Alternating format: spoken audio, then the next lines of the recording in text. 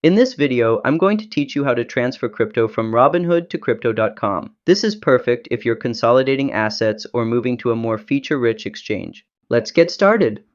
First, go to Robinhood.com or open the Robinhood app, then sign into your account using your login credentials. Make sure your account is crypto-enabled and you've completed identity verification. Next, on the dashboard, you'll see a Send button. Click it to initiate the crypto transfer process. Then, search for the crypto you want to send. For this video, I'll choose Ethereum, but you can select any supported token.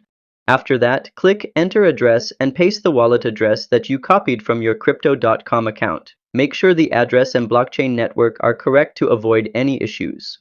Just hit Continue, then enter the amount of crypto you want to send. Once done, tap Review to double-check all the details.